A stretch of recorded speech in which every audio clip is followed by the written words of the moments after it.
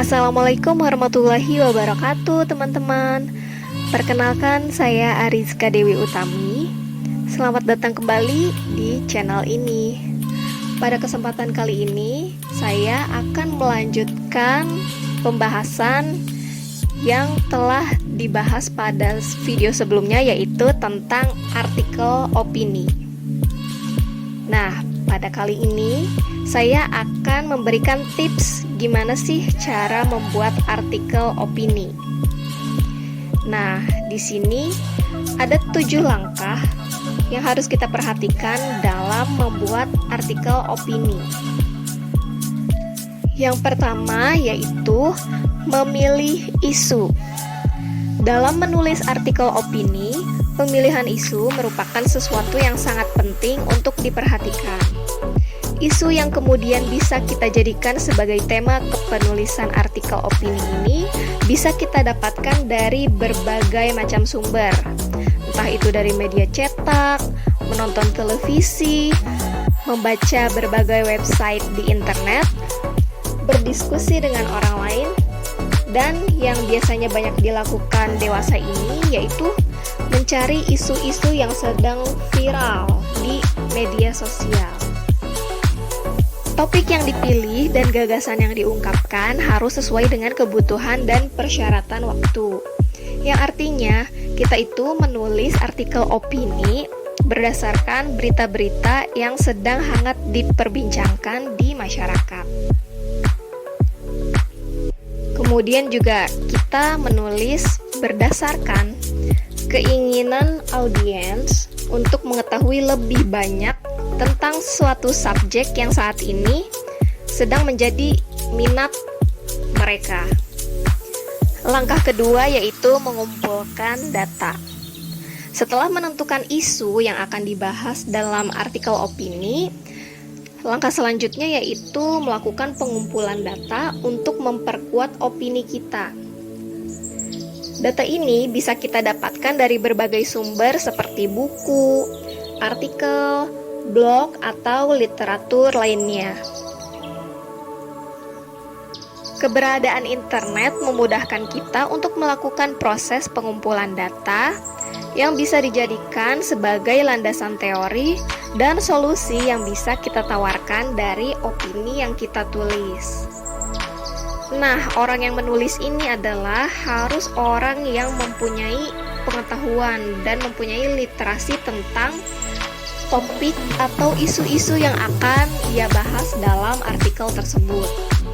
Penulis harus mempunyai angle yang jelas, mengetahui isu, terus bersifat unik, mengambil dari angle dengan sisi yang berbeda dari biasanya walaupun topiknya sama dengan penulis-penulis lain, agar pembaca atau audiens dapat tertarik dengan tulisan yang kita tulis. Semakin luas pengetahuan kita tentang isu dan masalah yang akan diangkat, maka semakin sukses pula kita nantinya sebagai penulis opini. Di era ledakan informasi ini, audiens media jauh lebih terinformasi daripada khalayak generasi pra-internet. Oleh karena itu, audiens masa kini ingin untuk memiliki konten yang memberikan mereka wawasan tentang subjek yang mereka sukai. Yang ketiga yaitu mengolah data. Nah, data-data yang sudah kita kumpulkan dari berbagai macam sumber selanjutnya diolah dan disaring sesuai dengan tujuan dari kepenulisan artikel opini yang akan kita tulis. Pastikan data yang kita gunakan itu benar-benar relevan dengan opini yang kita buat dan dapat mendukung kekuatan tulisan kita. Pastikan sumber yang kita dapatkan itu berasal dari sumber-sumber yang terpercaya dan telah terverifikasi, agar artikel yang kita muat itu dapat diuji kebenarannya. Lalu yang keempat yaitu memberi judul. Memberi judul sebuah tulisan memang terkesan sederhana, namun dalam prakteknya tidak sesederhana yang kita pikirkan. Pemilihan judul yang tepat akan mempengaruhi keseluruhan tulisan kita dan akan menjadi penentu pertama bagi pembaca. Apakah ia akan membaca tulisan kita atau tidak? Judul merupakan gerbang utama bagi pembaca untuk merasa tertarik terhadap tulisan yang kita buat. Langkah kelima yaitu memberi lead yang bagus. Pintu masuk berikutnya setelah judul adalah lead. Saat lead tulisan yang kita buat bagus dan menarik, hal itu akan memancing para pembaca untuk menuntaskan pembacaan tulisan kita sampai akhir. Menulis lead bisa dengan bentuk pertanyaan, pernyataan, deskripsi, kutipan, atau bahkan kesimpulan dari opini yang kita tulis. Lead biasanya diletakkan di paragraf pembuka atau paragraf pertama. Mengemukakan hal-hal paling menonjol dari topik atau kasus yang dikaji, dari segi kontroversi, dampak, keunikan, atau keistimewaan yang dapat dilihat atau dirasakan, baik saat ini atau masa depan. Penggunaan bahasa juga sesuai dengan nuansa yang akan dibangun. Yang keenam yaitu membuat alur tulisan. Dalam kepenulisan opini, buatlah alur tulisan yang terstruktur dengan baik agar tulisan yang kita buat enak untuk dibaca dan mudah untuk dipahami.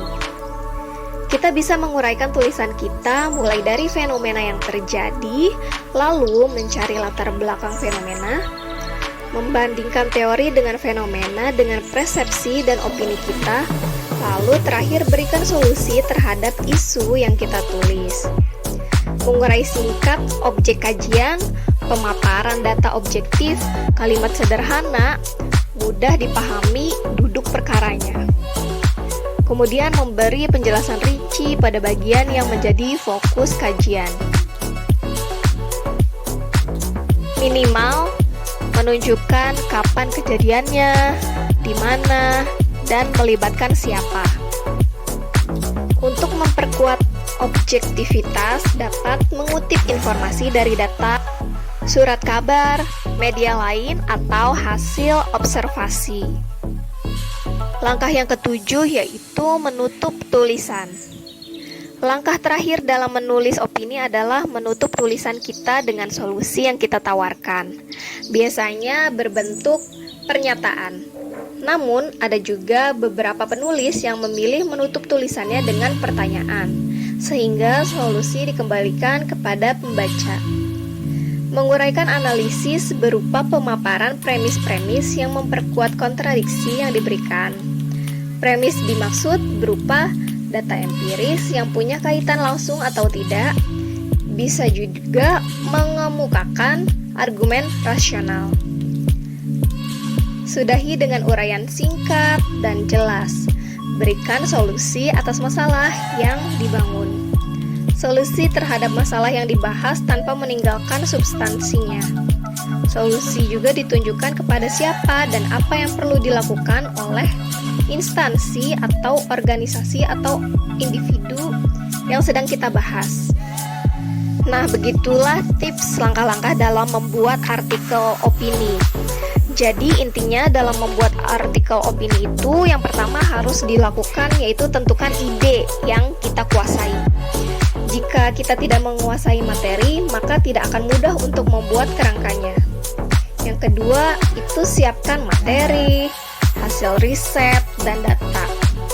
Kemudian untuk pendahuluan diberi intro 2-3 alinea. Nah, pada alinea keempat, tuliskan tujuan dari penulisan tersebut.